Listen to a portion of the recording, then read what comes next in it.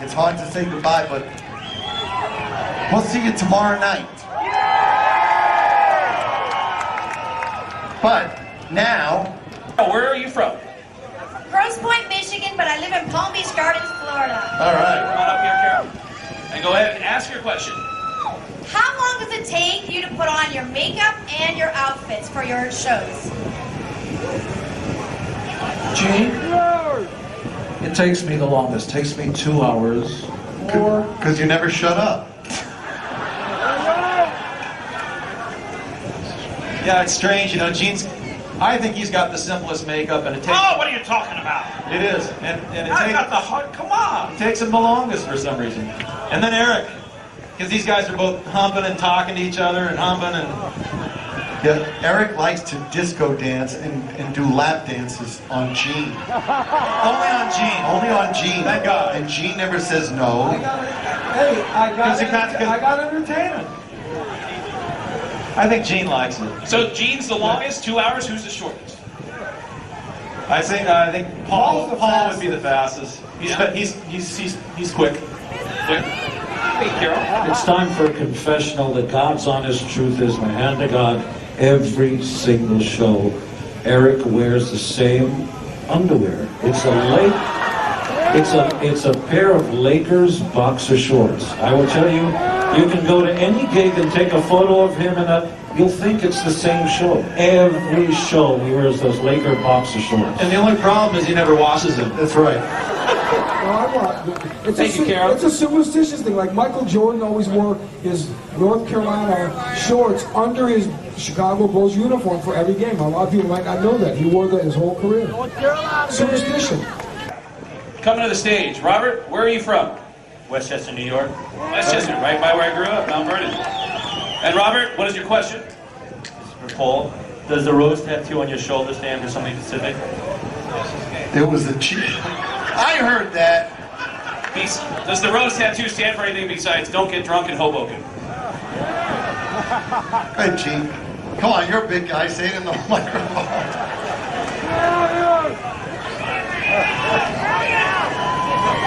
No, it's not true. Come on.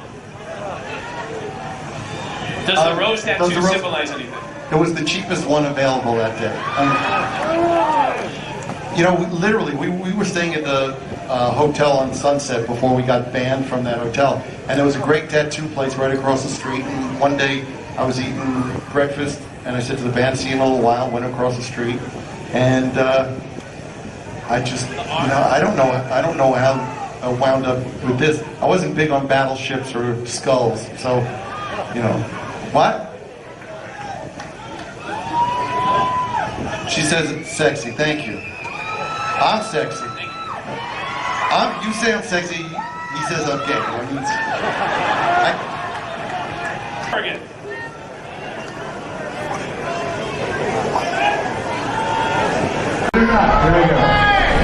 Hi, my name is Crystal, and I wanted to know, what is your favorite song to play live and why?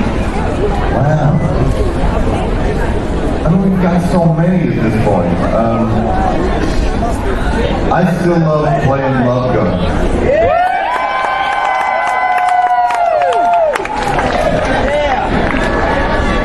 What about you, Gene? Did you sign your forehead? Are you gonna tattoo it? You know, I always love playing Black Diamond.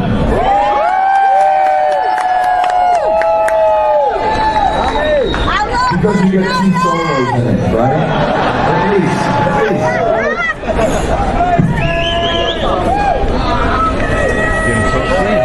And Gene Simmons, what's your favorite song to play? Deuce.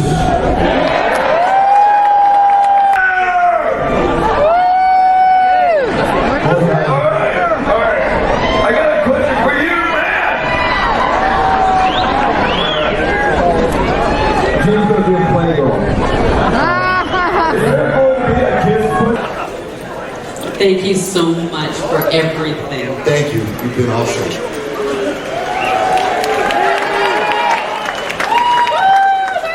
Hi guys, my name is Alejandro from Argentina. Argentina! boy, Argentina. This is a two-part question. Today it's very normal to see tattoo of almost any band. He's one of the first bands being honored by fans in their skin. After this level, is it still shocking for you to see your legacy print for life on the skin of your fans? What do you think of his tattoo? Good question, Eric answer. Eric, something about tattoo? He's so busy. How do you feel? Busy, like a 6-year-old that he doesn't. Actually, Eric wants to talk about something else. He's on to what's the next subject? Yeah, I'm already on to the next. How do you feel about tattoos? About the joy, the pride you get out of people putting a kiss in their bodies? Well, I think people should do whatever they want. I mean, I always felt like you should only put your family or something that means something to you. And if Kiss means something to you, or any band or anything, I mean, I just got a tattoo in Japan a week ago. So it's my dad's name. And so you do things that mean something to you, and it doesn't matter what anyone else thinks. So wear it with pride, it's up to you, or you can put it in, for the one you put it in a special place. But you also have Woody Woodpecker tattoo. I did. I know. That's my point.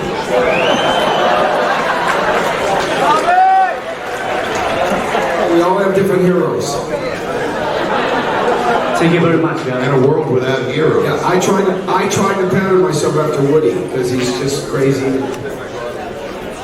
My question is, considering how amazing the band is acoustically, what are your thoughts on doing a new studio album recording of all original material that is purely acoustic? Well, the beauty of having an amazing drummer is that, Eric is awesome. I think that if and when we do another album, it should certainly feature some instrumentation that we don't usually do.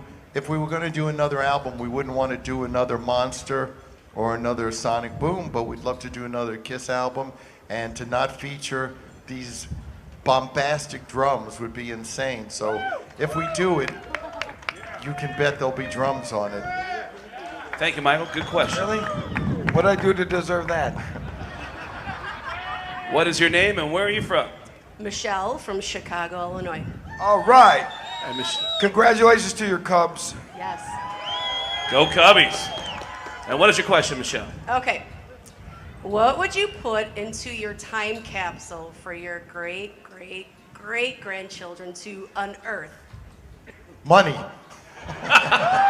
You already did that. Jimmy's like, what else? Wow, that's a good question. I would... You want a corny answer or the real answer? The real answer. In case, the real one is, in case it disappears because of despots, dictators, and all that stuff, so mankind doesn't forget, I'd put in the Bible. And then the silly answer is, I'd put in me. Well, it's kind of the same thing, right? God and God.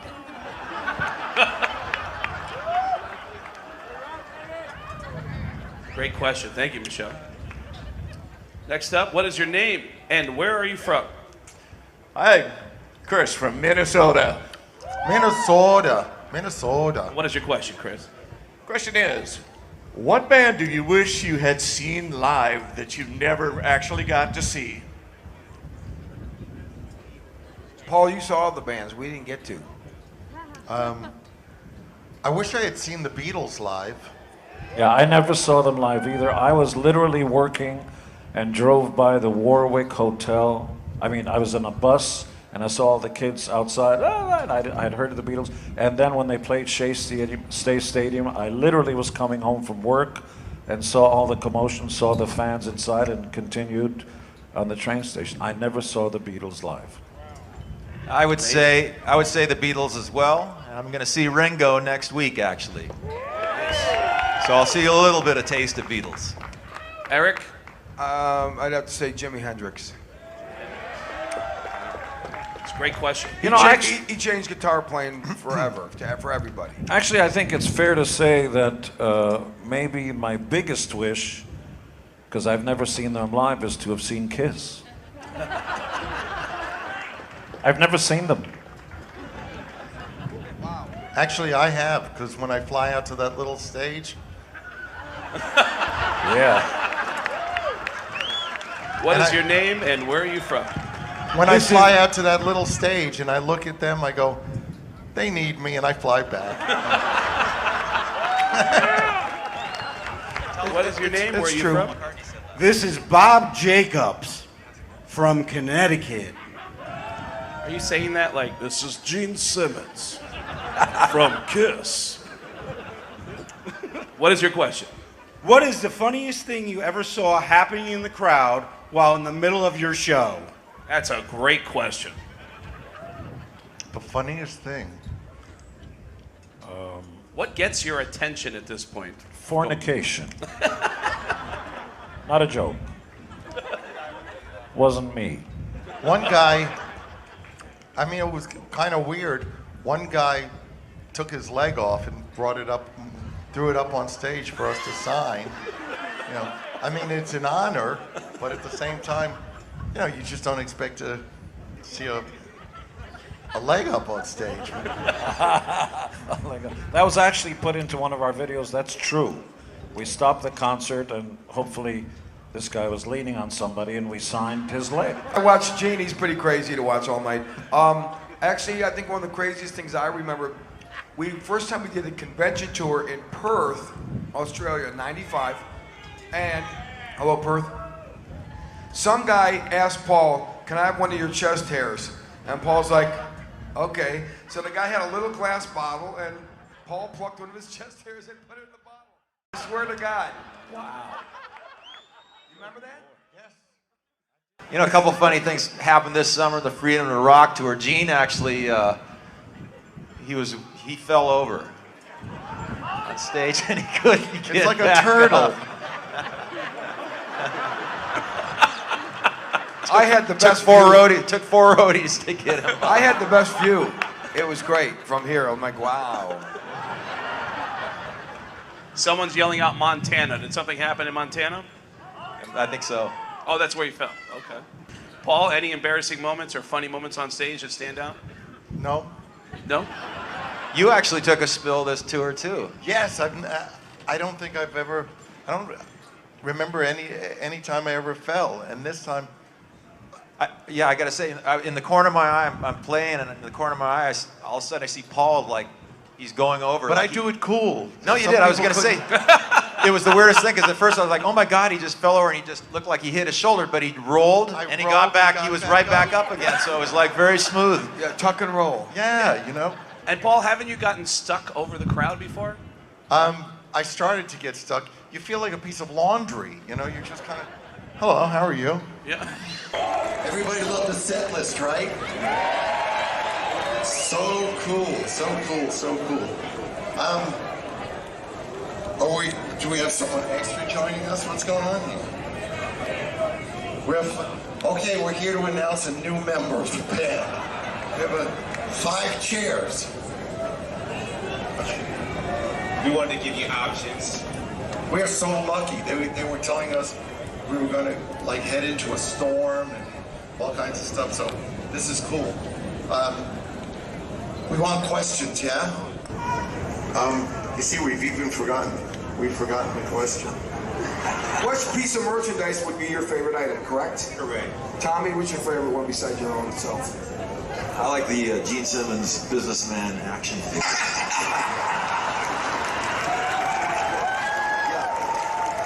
Tommy, everybody. Tommy.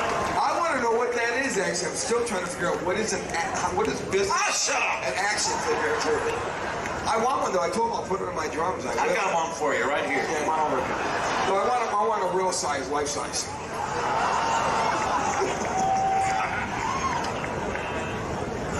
Favorite Kiss piece of merchandise.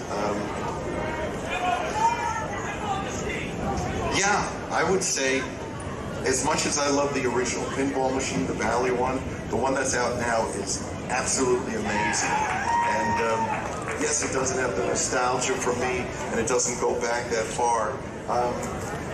Look, we've had so many, pieces of merchandise, and honestly, to see you wearing that T-shirt, that's what this is all about. It's weird because when we started out, fan clubs were considered uncool. Merchandise was considered uncool.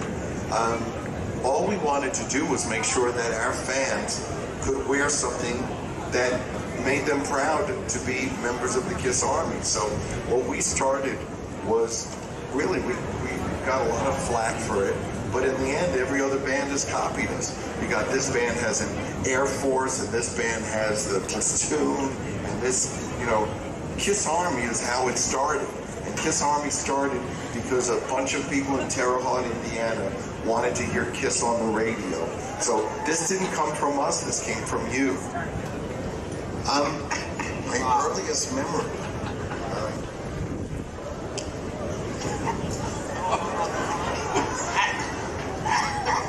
Gene wants to hear a story about what was that? Well, he keeps telling me about these 12-year-old kids that live next door to him, where the babysitter let him stay up and watch TV. That's all I can tell you. Not me, Lamb. Oh, God.